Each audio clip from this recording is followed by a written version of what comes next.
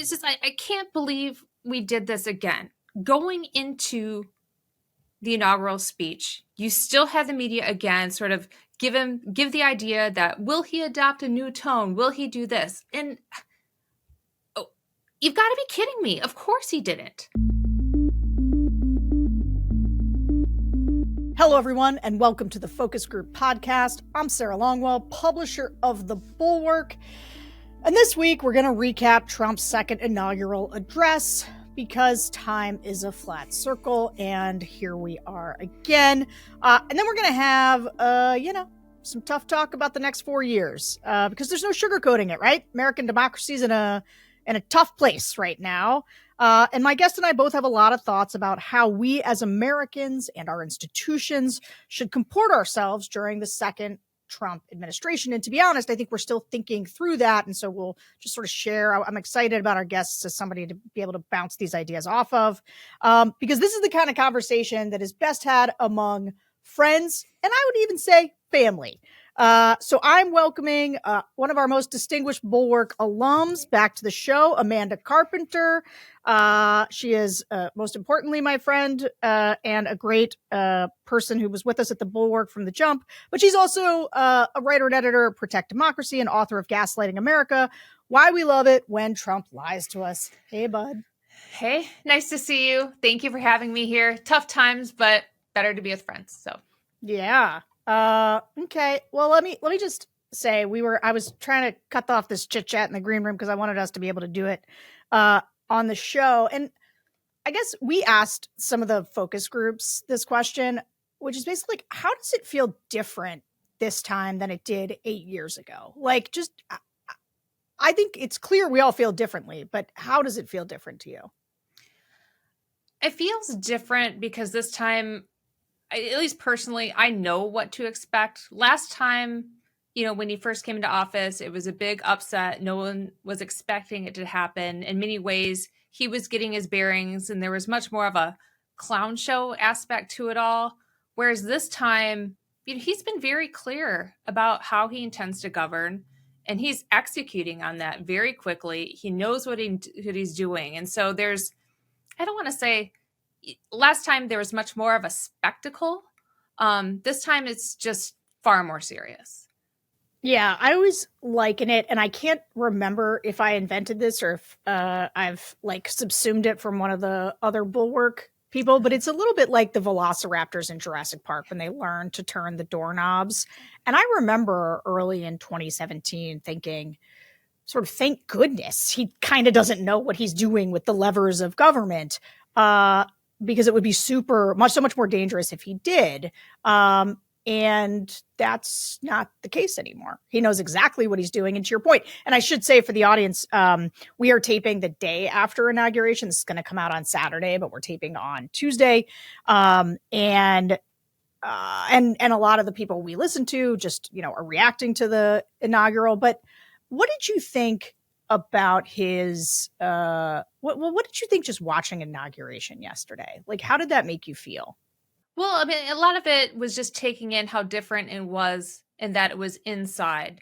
And that in that respect, he still gave a speech that was very rally-like and was very provocative. But because it was inside those close quarters, I think you saw much more of that dynamic where he was just closed in with his supporters, the Musk and everyone behind him. Everybody in the crowd was very excited.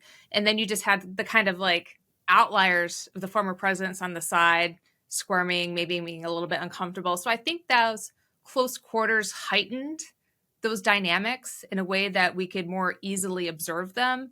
But as for the speech, I can't believe we did this again. Going into the inaugural speech, you still had the media again sort of give the idea that will he adopt a new tone? Will he do this? And you've got to be kidding me. Of course he didn't. Of course he gave the kind of speech that he's been giving since 2015. He never dials it back. And so to me, that was part of the most frustrating thing, was not only his words, but how still everyone around him that was not directly connected to him was trying to go back to the before times. That was most unbelievable to me. But what about you? Yeah, I mean, the speech was, I think, just, fundamentally un-American in a lot of ways. It was like a campaign speech. I mean, usually those speeches are really about like who we are as a country and setting like a bigger vision, but he kind of did like point by point things he was going to do, some of which are flagrantly unconstitutional. There's a lot of weird dynamics there. I mean, I was very I struggled a little bit with the way that Joe Biden received him, right? There's sort of this constant tension between how out of the ordinary this is and the way that Democrats have warned about how dangerous Trump is, and then the way they treat him in these sort of meant to be like, I understand, like, they are both, it is both true that Donald Trump is a total threat, and it is also true that Joe Biden, trying to sort of do the right thing for the peaceful transfer of power, sort of shows up and does the normal transition stuff, but he does it in a way that's like, hey buddy, big smile, let's fist bump, let me, and Donald Trump meanwhile gives it back to him by standing on the stage and taking credit for the release of hostages. And like, there's this insane moment where Trump announces the hostages coming home, and you see Biden being like, yeah, that was me, and Trump being like, no, that's me, and then Biden having to get up and clap for it. And the way that Trump is just owning that, and that is it's like stomach churning to still watch. Democrats have no idea how to handle this guy being trapped between their belief that he is a unique threat to the country, and they have to demonstrate like the normality of politics, and they just haven't figured out how to deal with that tension. Yeah, and part of that tension is sort of, I think it's sort of a bigger deal. The fact that neither Michelle Obama or Karen Pence chose to attend the ceremonies. Maybe there's something going on with Michelle, but like the fact that two women, right, with a huge station, who have observed being mistreated by Trump so closely, decided not to attend, I think is remarkable. And we just kind of glossed over that. I mean, maybe it's just because no one wants, maybe it's uncomfortable to talk about. But there's something there in that the women who had to be subjected to it, but couldn't really do anything about it, as their husbands were so mistreated by Trump. I think there's a lot more to explore there. I agree, and it seems like, and I'll be honest, I have a slightly conflicting feelings about this. I basically think it's complicated. I basically think people should. I think this is my opinion. I'm pretty sure. I think people should attend, because I think that when Trump skipped it last time, right, he was demonstrating the wrong way to behave, and I think we criticized that at the time as objectively the incorrect way. Now, he also didn't attend after sicking a mob on the Capitol. So it's just such a different thing. But Joe Biden and Kamala Harris are trying to do the right thing there. But I do think, and it's like Barack Obama sitting at the Carter funeral and kind of yucking it up with Trump. Like, you've got to decide, guys. He is either, and this is where Biden's thing is so fundamentally misaligned. It's like he's either so dangerous that Biden thinks he's got to give preemptive pardons to his whole family and everybody else. And Tim was making this point, and it's exactly right. Or Trump is within the bounds of morality, and we're all just going to keep treating it as normal. And like, they just can't figure out how to exist in that space. And I do think, to the extent that there's a theme for this episode and the thing I wanted to talk to you about, it's sort of grappling with that, because it is not straightforwardly easy. And so I recently did a focus group of sad Democrats, which is basically all Democrats, I would say right now. And a lot of those we played in my conversation with Evan Osnos last week. But I did want to go back to this group just a little bit of Democrats, because I wanted to get the current feelings on the incoming administration versus how they felt 8 years ago, because I guess and this is the thing I want you to listen for, is a little bit, they're worried, but there's a resignation to it that I think is a result of this fundamental tension and people not knowing what to do in this moment. I'm just going to power through it. I don't really have any faith in it. It's kind of scary, but the door's been open to, pushing the limits, like the riots and, just the pardons and all those things they were doing before. So I'm just gonna try to power through it.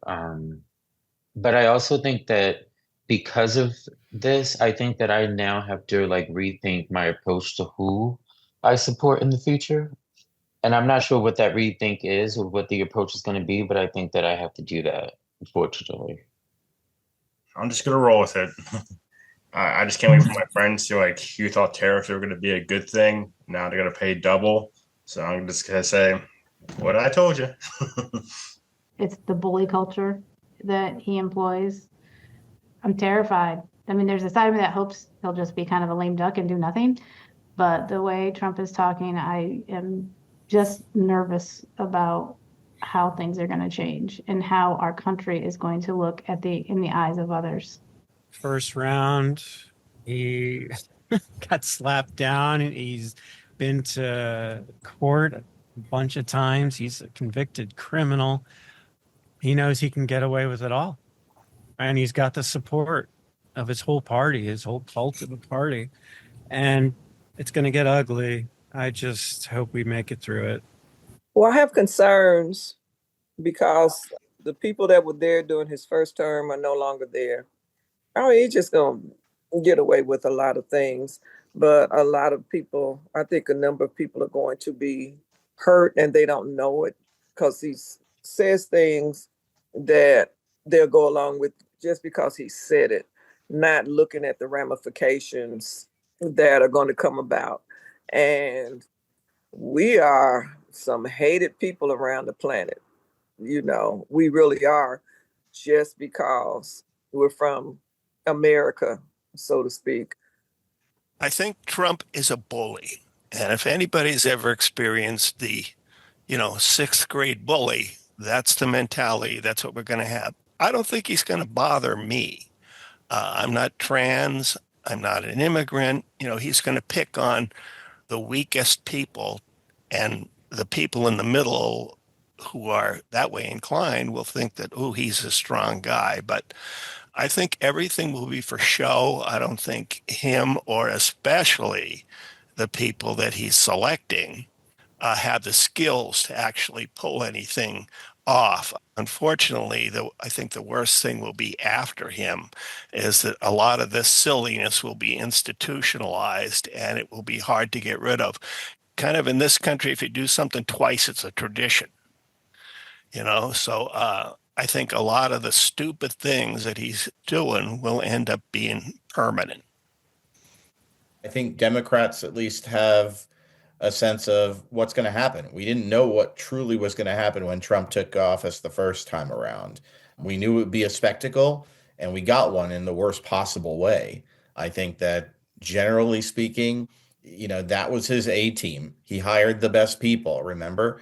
And most of them he basically dismissed or fired. Now we have his B and C and D teams. And Lord knows if they're going to be even competent enough to get anything done. Let's hope not. I also kind of fundamentally believe that the Democrats have tried to play a fair game while the Republicans have undermined that fairness. They've done everything they can since even Obama was leaving office to try to undermine democracy. And I think, if you're going to, as Michelle Obama once said, if they go low, we go high. I no longer believe in that doctrine anymore because we've seen what they can do. We've seen the power of money and politics. It's no longer being hidden. It's now out there in the open for all to see.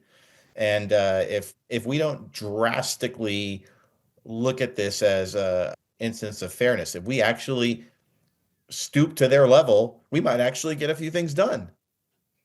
Okay, so this is interesting to me because I would say it represents broadly what I feel like is breaking into sort of two ways people are feeling about how to engage this new Trump administration. One is kind of like I know what we're in for. I know who this guy is. And you guys voted for this, so I hope you enjoy it while it's happening. And I'm going to say I told you so, but I'm kind of, I'm going to power through it. I'm going to gut it out. What are you going to do? He's a lame duck, right? And the lame duckness is is a liability and a superpower in a lot of ways. That's one tact and one thing I hear there. And that's like a part of, some of that's resignation, right? Where it's like, he controls all these things now. I don't know what to do about it. Hashtag resist not going to work. So I guess I'm just going to watch it play out. Then the other side, it's like, we got to fight more like the Republicans do.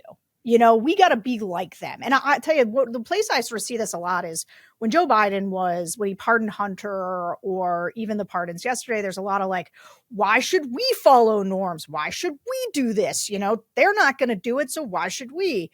Which I understand is an emotional impulse. I do think in that way lies ruin. But like, do you have a theory of the case about how people push back this time? Or like, what is we work at a place called Protect Democracy. How do we protect democracy this time? Yeah, well, let me first start with what is, I think, the very real emotion you heard in this focus group, but also gets at to the attitude displayed at inauguration that I think is bubbling up. It's a sort of learned helplessness in this moment, right? Like, people know what's happening is wrong and they don't know what to do about it. So the most natural thing is, well, I'm just going to maybe lay low, not move that fast, and hope the big bully doesn't notice me going forward. That's what's happening now. That I believe that learned helplessness is firmly on display and anywhere you look. So you get to the question, what do we do about it? First, I think we have to aggressively combat the idea that somehow this will naturally come to an end. This is also something that has permeated the public psychology since Trump came to office. Oh, he'll burn himself out. He won't last. This speech will do him over. He'll have can we be done with that now? And this idea that he's automatically a lame duck means that he automatically goes away without anyone taking the power from him and really competing for it effectively, it should be dismissed. Yes, he, by the letter of the law, can't run for a third term. I think he may toy around with that. He may push the Supreme Court to make some kind of decision. I mean, please, people, think out of the box. But probably more likely is that he continues to be a kingmaker behind the scenes. I mean, you shouldn't be thinking about this as the Trump era, but the MAGA era that can continue for quite some time. I mean, J.D. Vance is just sitting there waiting in the wings. Don Jr., there's a number of people who could campaign with and win the presidency in 2028 with Trump's Tucker blessing. Carlson. Yeah, I mean, just insert a figure. And so if you think this is going away on its own without someone showing a better alternative, you are sorely mistaken. So we need to be really firm about that now, because you cannot wait until, like we saw in this campaign, you wait until the summer before the election is supposed to happen and saying like, oh, can this candidate make it? That turned out not so great. So the electoral competition, which is a phrase I want to socialize, needs to begin now. An electoral competition does not only just mean having an election next November 2028. It means speaking out, organizing around themes now, making sure that we don't lose the playing field as Trump consolidates power, and fighting to perfect all those civic spaces that we're going to need to win in order to have a winning coalition later. So that needs to begin now. And I think one of the necessary organizing principles to recognize what is going wrong is explaining to people how Trump is using right now in his second term the levers of office to stay in office. And when I talk about Trump staying in office, it's not just him, right? Like, what is Schedule F about? The wonky thing where we're going to purge all the qualified experts from the federal government. It's not just to get rid of people he doesn't like. It's to install loyalists who can continue to wield that power on and on and on, right? So they are not thinking about a term agenda. They're thinking long term, and they had plenty of time to plan this. I think when we look back, we are going to recognize that Trump having those 4 years out of office was very beneficial to him.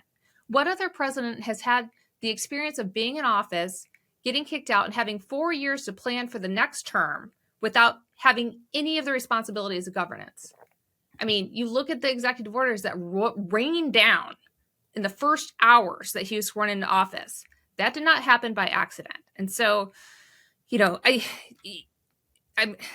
phrase, in addition to electoral competition, in understanding that being able to compete effectively just isn't about elections, we have to also have the eye on the ball of like, how do we explain what he's doing in office? And this is political entrenchment. What they're working right now is entrenchment to consolidate and wield power so that voters can't dislodge them. And it's bigger than Trump. That is the MAGA agenda.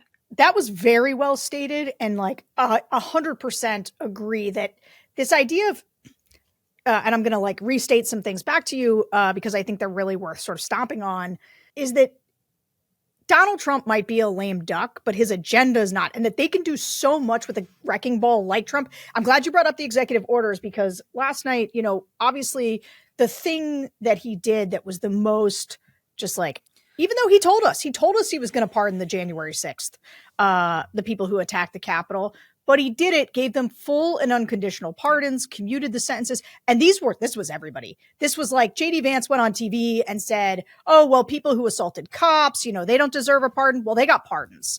And then, by the way, the JD Vance, this is not the first time Trump's going to make you look like a fool, right? Like they're going to promise to try, they'll send JD Vance out to soothe people's worries about all the extra constitutional things they're going to do. And then Trump's just going to pull the rug out from under them and make them look stupid because he doesn't care. And they'll all get on board because that is where we are. Anyway, the thing that you said, though, that I think is so interesting about, I don't know if we'd call it running a permanent campaign, but like #resist is not the thing this time. People have to understand that like leaders have to emerge. People have to emerge who are going to challenge Trump, who can be vocal, who can go into all kinds of spaces, be everywhere all at once, able to, and like right now, kind of Mark Cuban's maybe one of the only people doing this. So his name's going to come up over and over again, but like more people. Remember, there's this moment when everybody was like auditioning to be Kamala's VP, where like Democrats like found in their ambition, they found their agenda, and then for some reason clammed up the second what's his name, Walz, was the guy. Then like we didn't see him again. He like got everybody talking about how it was weird and then walked away. I think that having somebody right now who could, and this is, I'm sorry to go on this rant right now, but there is there's a lot of people talking about, well, you got to build media ecosystems on the left, like the way that the right has done this. And I got to tell you, they will come. Yeah. Here's the thing, man. Number one, you got to build demand for things like that. You can't just build the media ecosystem, right?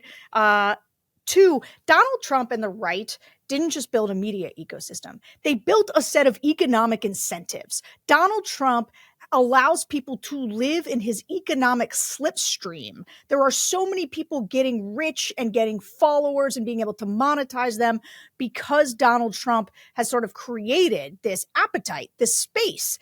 And like, unless there are leaders who emerge on the left who can create the level of enthusiasm and create the level of, yeah, man, I want to go fight with this person, then just building stuff isn't going to solve the problem, right? Sorry, Donald I'm going to Trump, stop there. You go. No, he doesn't have supporters. He has a fan base. Yeah. Right? Like, if that's not completely apparent from him filling the Capital One Arena and putting his desk there and throwing out executive order pens, I don't know what else makes that more clear. People are wearing his jersey all the time. And, I'm not telling the Democrats to like go out and mimic his tactics, but you have to have fans, right? People that want to listen to you. And, we have to generate excitement. Yeah. And the thing that the Trump right has done, the MAGA base, the Charlie Kirks, they're constantly holding events where people are going and giving speeches and competing with each other constantly. I really don't think, maybe it's just because you and I have been immersed in the right, but there is constant competition on the right for that media spotlight. Fox News people were always competing within and among themselves to get on Hannity's show, to get on this. I mean, it was vicious. And then the people that emerge, I mean, you may not like them, but they have good presence. People want to come see them. And it's not exactly, mimicking everything they do is not right. But if you don't understand that people just don't want to listen, if people do not want to listen to you, you will not get their votes. You do have no chance. And we can have this constant debate about whether it's the media infrastructure, the messenger, or the message. It's all of those things. It's all of those things being tested, succeeding, failing in a constant chaotic stream. I listen to people, so many well-meaning people. They want to have a strategy. They want to talk to consultants. They want to get a memo of like, here's what I need to do. Go out and do it. Have an event, get AOC, get 10 of them, make a big show of it and see who has a grippy, sticky message. You run with it. It might work for a week or two, but you have to do that real-time testing that Trump constantly did at his rallies that everyone mocked and couldn't believe that people are showing up to, but they did because it was a good time and it was a party. And you have to understand a little bit of that element. Yeah. And I think, agreed. And this idea though of like, you don't ever want to mimic Republicans in the cynicism and the substance. None of that. That's not what we're saying. But there is an element, and I think you're right, that both of us come from the bare knuckle, brawling comms world of the right. And as we, I think, have embarked on our missions to fight Trump, I think both of us have been startled like how the left does not do that. And it is like a lot of memo writing and a lot of like, well, if what's the word that we could use that'll really break through to voters? And I'm like, there's not like a magic word. There's like a magic phrase. It's like, and one of the reasons I love doing the focus groups is that I do think that Trump, in a way, because he was a marketing guy, really understood the zeitgeist for people and like what he could get them excited about, what already lived in them. And I always talk about this as a communications lesson, that you're not always trying to persuade people so much as you are trying to unlock something they already believe, give them permission for something that they already want to do. And so like, people were annoyed about like woke and DEI, and they were there to unlock that. Now, in many ways, it was in ways that were gross and unethical or whatever, but they understood the underlying psychology of what people felt like they wanted. And then they listened to people's like, okay, there's a lot of economic grievance here. Like, and they lie to people about it. They lie about what they're going to do, but they understand that's the message. That's the thing people want to hear. How am I going to make them rich like me? How am I going to drive their costs down? Yeah, I guess I'd be remiss to say, I mean, the other way to look at how to build a fan base, I mean, Barack Obama did it, right? He gave that lightning speech at the DNC that whipped everybody's head around, and people wanted to listen to him. We on the right, we mocked him, right, for being like a superstar and trying to be a celebrity and, being too famous. That was a pretty big net good. Yeah. Rediscovered that in the uplifting, positive way that unites people. Right.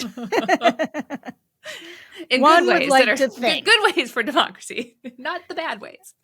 All right, let's get to some more sound. So we've spent a lot of time over the last couple of months on voters who flipped from Biden in 2020 to Trump to 2024, because obviously we're pretty interested in that post-election. But I wanted to do something different today. So we recently convened a group who voted for Trump in 2020, but voted for Harris in 2024. And so I was kind of interested in this group who clearly like had seen Trump, saw what he was about, didn't want to have it again. And like, how did they feel now that he'd won? And so we made all of them listen to his inaugural address. That was like, they had an assignment. They had to go listen to it. Wanted to hear what this group thought about it. So let's get some of their reactions.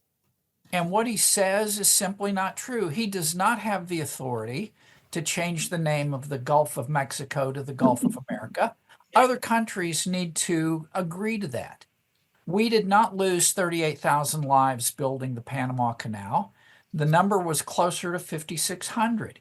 And he just says whatever he thinks will arouse and stir up and incite the mob to vote for him.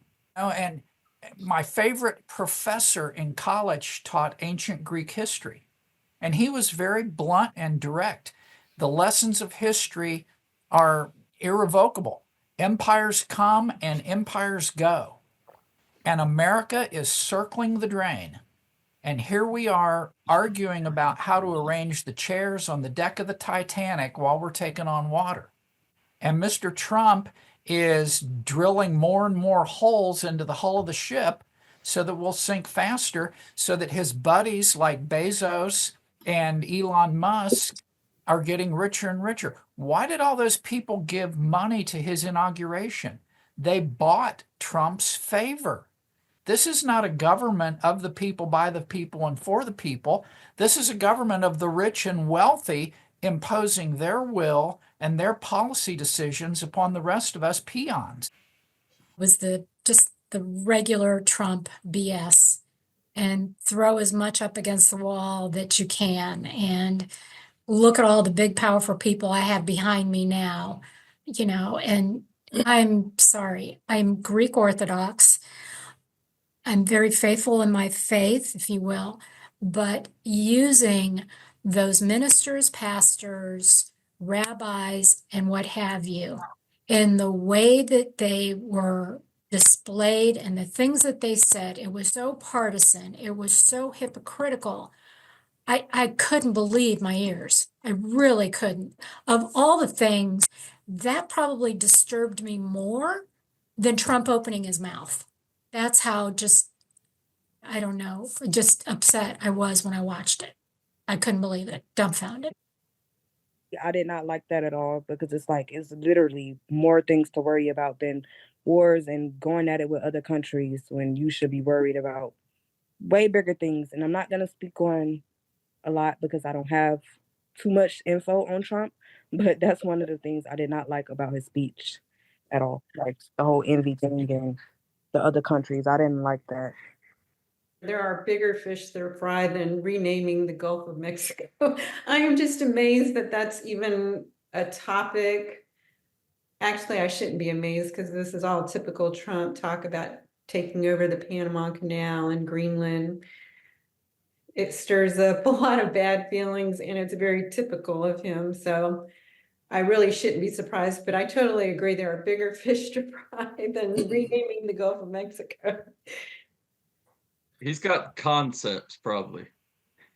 He always has concepts. He never has any plans. He always I'm going to release a plan in 2 months. Then 2 months pass. I'm going to release a plan. I'm going to release a plan. Never has a plan.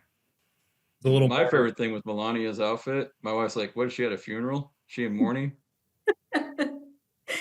If you looked at all the past presidents sat down the whole time. They never got up. They're just like, how is this guy here? And people are cheering on this stuff, which is just distractions. It's all distractions. It's just to give people something, because he can't do what he said he's. But I thought there would be an opportunity for him to be gracious in accepting the role of president again. Yet he turned around and just did, exactly what he's done for the last year. It was basically a rally speech, although a little more controlled. It was just a rally speech full of, like Chuck said, full of lies, a lot of ideas with no plans. I'm concerned about, tariffs, mass deportation. I support protecting our border. I support, this trade issues we have. But has he really thought out the ramifications of tariffs, mass deportation, and those sorts of things? So I think he missed an opportunity, quite frankly, to engage the broader United States voting public. These were highly engaged voters who had studied Trump quite a bit, saw his shtick, and were just like, I'm done with this. I don't want it anymore. But what struck me about them is, because they had Trump dead to rights, they understood, especially the guy who was talking about the distraction. Because that is, I feel like if there's one thing we could learn, one thing we could understand going into this next Trump term, it is that Trump, on one hand, is over here doing stuff. Sometimes we do these scenario planning exercises in Democracy World, and I was doing one and I was playing Trump. So I was playing Trump for one of the groups that's doing a scenario planning exercise. And in that, I just had two strategies. One was my team wrote 100 insane tweets, and then we had a plan to dismantle the government. Yeah. And so, you tweet the insane things while Why'd you're you over give him here. that plan, Sarah? No, I think it was more me just being like, this is what they're going to do. This is what he does. Because he knows people are they're like cats with these, a laser pointer, and everybody chases his thing. And so that guy at least seemed to understand that the buying Greenland, the Gulf of America, that this is the stuff that's meant to make people feel like it's all funny. It's all silly. It's all low stakes, show. But then he's assigning executive orders that are doing real damage. And so, how do you combat? How do you help people sort through what's stupid and what's real? That's our biggest challenge. Yeah. I mean, 100% in the early days of this administration, finding a framework to separate what truly matters versus what doesn't in a way that can be broadly understood is our biggest task. And I think the way that you have to have some kind of cleaving framework gets back to the entrenchment idea.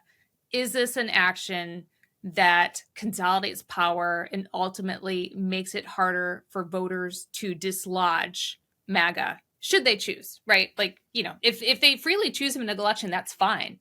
But my concern is witnessing what he attempted in 2020 to stay in power over the will of voters.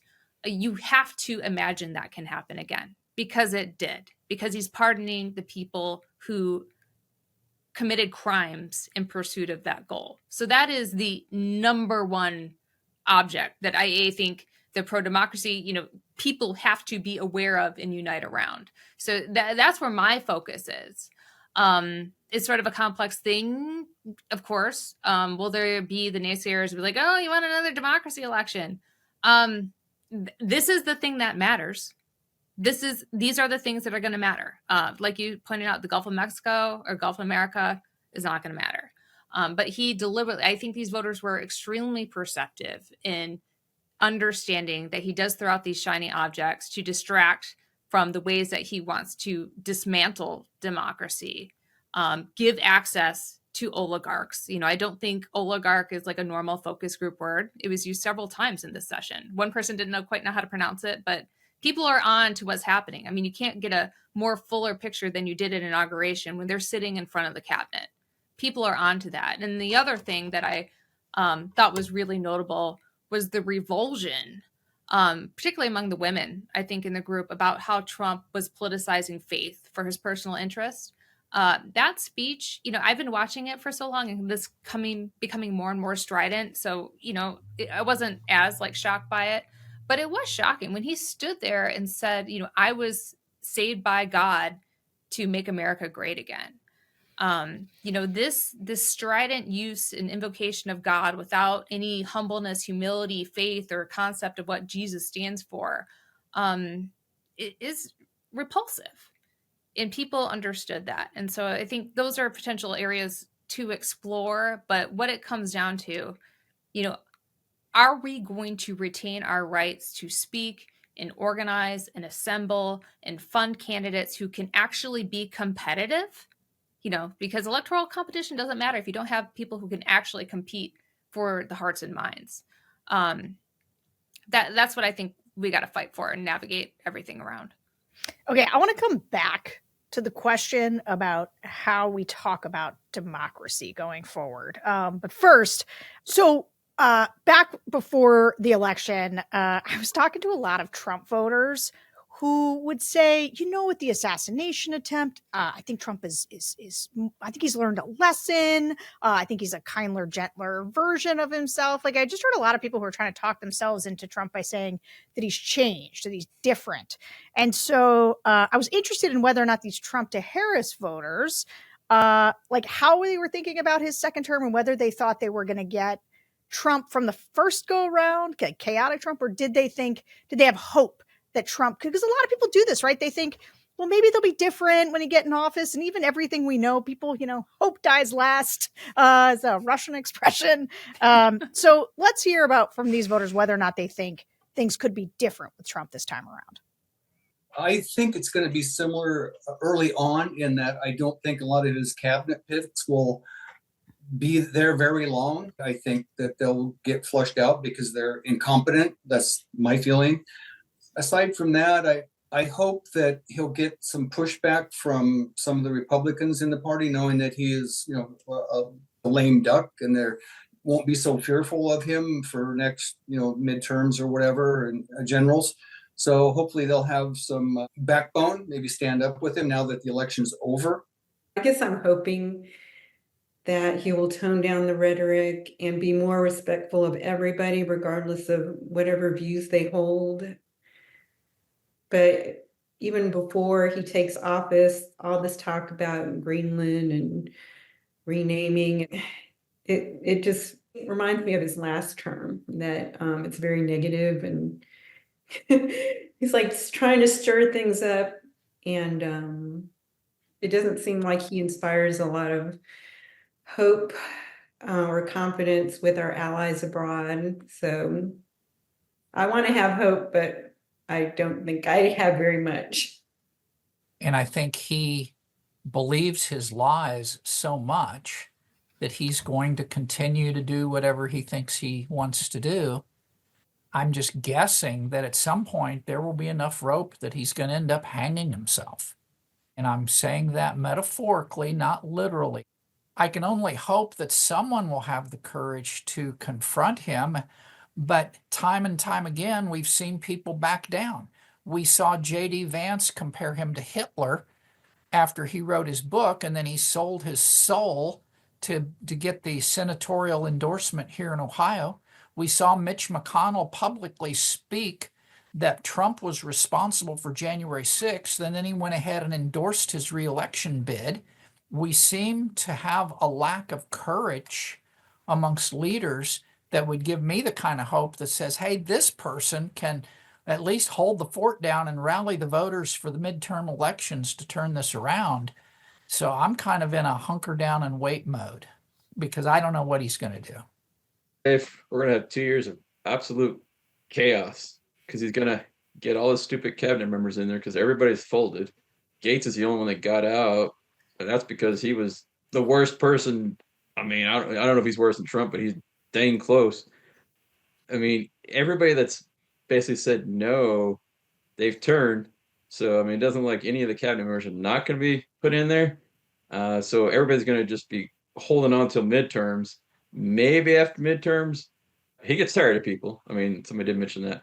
I mean, Elon's going to be kicked out eventually. Elon's going to become his worst enemy because he loves somebody until he hates them. And then he's never knew that person, doesn't know who they are. That guy was the worst person ever. I don't know where he came from. I think it's going to be a continuation of the 4 years he was in. I think it's going to be worse, though, because I don't think that there is anyone in the existing administration that's going to remain there that's going to be able to keep him in check. Whereas before, he really didn't know what was going on, how things worked. And so he had to rely on other people to guide him through. And then when it got through and he didn't like the way it turned out, then he turned on them, unfortunately. I would say I am pessimistic and I wish I can hold on to my breath for 4 years, but I'm not going to be able to. So, Amanda, it's funny. I listened to these voters, and some of them are clear-eyed in the sense they're like, Trump's the same guy. He's just going to do the same nutty stuff. And then there's other people who's like, I don't know, maybe it could be okay if whatever. And I guess the one thing that I wanted to pick back up with you, because I've wrestled with it a little bit, is just this idea of democracy as a thing you talk to people about. I gave a whole TED talk at one point about how after listening to these voters for years and years, like, they don't care about democracy. Like, it's tough, and democracy's polarized now. And so, Trump's going to do all these things to dismantle liberal democracy as we know it. That's what you're talking about in terms of entrenching ways in which, he's able to sort of stack things in his favor, putting fans of his in the civil service, all that stuff. But I also know that voters aren't going to be super responsive to the word democracy or threats to democracy. So what do we do now? How do we talk to people about the threat that he poses? Well, number one, what you hear in those voters' voices is despair. Yeah. They are desperate. They're holding out for a hero, right? Like that song. They want something to believe in. I want a hero. Yeah, holding out for a hero. I'm not going to sing. That'd be bad. But they need something uplifting. And I agree. Going out and saying the worst is yet to come is not an inspiring message. But what is inspiring is essentially saying, if you are scared now, we have a way to fix it. This is where you have to have an alternative vision. I mean, never Trump, being negative. We've tried our best. But now is time to actually compete with a better vision. We've pointed out all the bad things. We are there. It is happening. Continuing to say why the sky is falling is not going to work. And so, what I'm thinking a lot about, and it's obviously a work in progress. So when you talk about how they entrench power, what that really gets down to is taking away your rights. And the thing that I keep returning to is how much a lot of people don't want to admit it, but they're scared. It kind of comes out in this like, well, I'm just going to wait it out. I'm just going to, what the woman say, I'm going to try to hold my breath. Yeah. I mean, that is dark. That is dire. So how do we communicate this in a way that turns it around where it says, we are going to be able to protect your freedoms, protect your right to speak out, protect your right to organize by exercising these freedoms in a way that's positive. I don't have the perfect way of getting there because I do think it's going to take a lot of trial and error. But first, that begins with trying and getting people out of their corners and convincing them the worst thing that you can do is just sit on the sidelines and wait for this to burn out. The voter there who is saying, well, maybe the cabinet members won't be there for a long time. This is not going to resolve. It goes to the beginning of the discussion. It's not going to resolve on its own. And if it's going to require people getting out there and not being fearful and smiling and being ready for this fight in a positive way that other people can believe in. I mean, I know that's not like the perfect answer, but this is where it has to start, right? Like being excited for the task that is before us in a way that is uniting and inspiring. You have to start there. Yeah, I mean, I think you're on to something that's pretty important, actually, which is that it's one thing for Trump to make promises, right? But now he's got to govern. And governing's hard. And so much of what Trump has sort of put up for people, all of them exist like intention, right? So like, we're going to cut all this money with Doge, RIP, Vivek Ramaswamy, you're already out, right? We're going to cut 2 trillion and now we're going to cut 1 trillion. Okay. But also we're going to spend all this money deporting people. And also we're going to cut taxes. Okay. So you're not going to touch entitlements, but you're going to cut 1 trillion. Like, those things don't exist. Like you do one or the other. Okay. And then also like, he's got his sort of techno base of MAGA that want more high skilled immigrants. And then he's got his MAGA true blue that do not want any more immigrants. And like, he can make people excited with these executive orders that are like, there's only 2 genders and people will be like, yeah, but like eventually the stuff that's in tension is going to come home to roost. And also, you can't do tariffs and lower prices. Like you just can't so now is the time for someone to draw a contrast. Like that's really what I think you're saying. Like if you don't, it's not enough to just say, oh, look at all the bad stuff Trump's doing. You need somebody who's capable of saying like, this is why this is bad. And this is frankly what Trump and all of his acolytes did the whole way through the Biden administration. They discredited the Biden administration and then they said like, this is what we'll do. And like Democrats have to do that. They need leaders who say, not only is what Trump is doing wrong, but we won't do this. And I got to say, I too am in a slightly, I'm not feeling great right now because on his way out the door, and man, I hope this is the last time I talk about Joe Biden. I know where we're going. But on this last minute out the door, while the rest of us, want to do something, like really do believe that Donald Trump is a threat to democracy, you got Joe Biden doing a bunch of preemptive pardons, which I got to say, I feel slightly complicated about that for like the January 6th committee. I don't love it. I don't like it. I think it probably was the wrong move, but I understand that. But he did these pardons for his whole family. These just like preemptive sweeping pardons for his whole family. And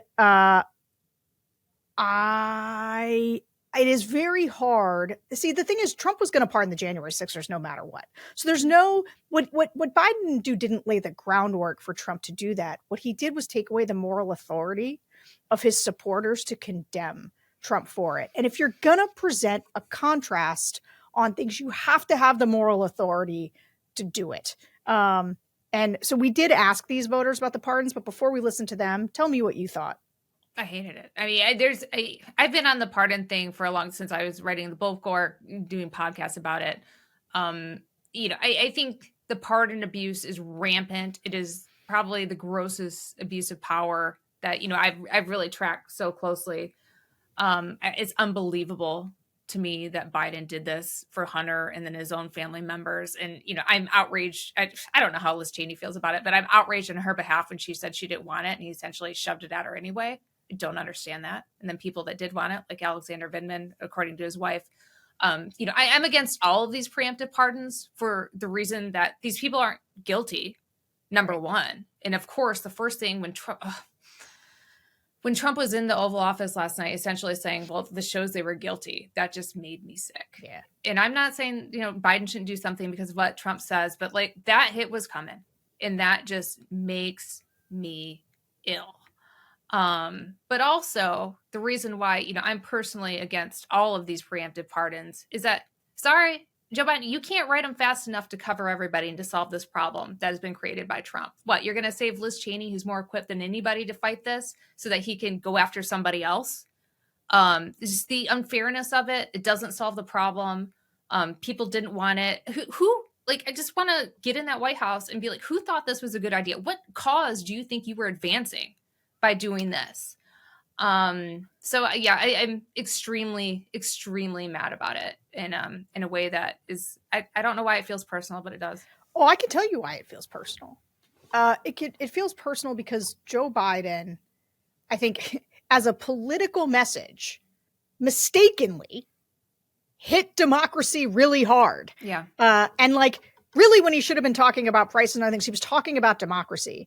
And those of us who are, I think, not exactly partisan Democrats, though are very much out on the MAGA Republican Party, were kind of holding out hope that Joe Biden would live up to his word on the democracy front so that at least for us, as we want to make sure that we are after Trump all day, every day, and trying to uphold some of these things, that is part of the inside game. I don't think it's how you talk to people from a public relations standpoint or how you get people. But I do think there's an inside game that's really important on democracy. And I just think he screwed us on it in a lot of ways because, it's not like we are consistent, you and I or whatever, but like, there's nobody else sort of to point to have the consistency. Like he screwed Democrats on it, everybody, just for his own personal gain. And you're right. The extent to which it was like,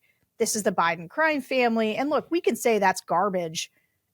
But I don't know. I mean, there was some like credible allegations on his brother. The whole thing feels really, really, really gross. And he said he wasn't going to do it. Yeah. And the fact that he lied, I'd say the talking point that really burned me because it's true.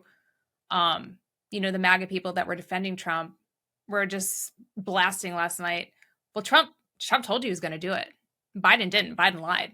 At least Trump was honest about it. And that was a gut punch. I don't even like to admit it, but that's what happened. And like, we know, look, is there a difference between Trump pardoning people who definitely broke the law, who've already been convicted of assaulting cops, and Joe Biden trying to preemptively pardon people who didn't do anything wrong, but Trump and his FBI director said that they're going to go after? Of course there's a difference. There's an ethical, moral difference. But like, it also is the thing. I just listen to voters all the time be like, I don't know who to trust. Donald Trump has documents in his house, but then Joe Biden has documents in his house and Mike Pence does. Voters can't sort through all of the nuanced differences there. They just know, well, everybody does it. Everybody does it. And that's what undermines ultimately the faith. Anyway, let's listen to just one more point on this, because I'm please. trying to just like diagnose my exact revulsion and disgust at this. When I came in to watch TV last night, which I rarely do, and he was in the Oval Office excusing his January 6th pardons because Biden did this, it just felt awful. And it wasn't true. It wasn't right. But it's like, okay, we all abuse the pardon power now. That's how it is. That's right. Get rid of the pardon power, period. Anyway, let's listen to what some of these voters, though, the Trump to Harris voters, thought about the pardons. I was very happy because that was the big issue I had with the Republicans, was that they're supporting Trump when it was proved that he was involved in January 6th. They all backed him, and Cheney and Kinzinger were one of the ones that came forward and were showing the evidence or holding the trial or whatever. So I am very glad that he will not be able to take action against them. I'm glad that Biden did that because they were doing the right thing. I thought it was unnecessary because I think Trump is a little more bluster than action. And they were all in a fairly good position to defend themselves anyway. And if you're in public office, you take the flack as it comes. I think what's much more egregious is pardoning his son for all the things that he did and that he was involved with Biden's scams and cash laundering and all that. And he did that partly to protect himself because even though the Republicans only got circumstantial evidence, it was pretty comprehensive circumstantial evidence that they had all these things going on. It's obvious he trafficked on his father's office. So even after Biden said he wouldn't do it, he went ahead and did it. I think Biden did a number of unethical things near the end of his term, and that was one of them. But I think the ones today or very recently for the secondary politicians, I thought that was unnecessary, but I don't have a strong opinion about it. Anyone worry that pardoning folks like this might kind of give Trump cover to do some similar things down the road for his own political allies? He already does it. So I got to say, most of this group, we played extensively the one guy who was kind of against it and could articulate why. And that guy voted for Harris. But he's mad at Biden for doing it. But most of the people in the group were fine with it, which I think, for me is sort of part of the problem. Whenever I speak out against it, I am flooded with comments from people who are just furious at the idea that, what would I do? What would you do if it was your son? And I would not have run for president a second time, is my answer. If we cared about that. But they want to see these people protected. They do think that Trump is a unique threat, but I don't think people realize how much this sort of tit for tat ultimately erodes the things that we care about, and the foundation of the rule of law in this country. But it's going to get tougher and tougher to have people understand that that's what we're trying to preserve. Yeah. And I do think that is part of the storytelling that needs to happen going forward from the January 6th pardons for violent actors. I mean, there's, thousands of them. Not all of them committed crimes against the police and things like that. But the likelihood that people who received a pardon or commutation commit acts of violence or political violence in the future, I would say, is higher than none. I don't want to speculate in the odds because I don't know any of these people personally or anything like that. But that's something that needs to be tracked, because there's going to be a lot of bad actors that feel empowered as a result of this act of undeserved mercy that Trump gave them, and communicating the effect that pardon abuse has when those acts of violence do happen will be necessary.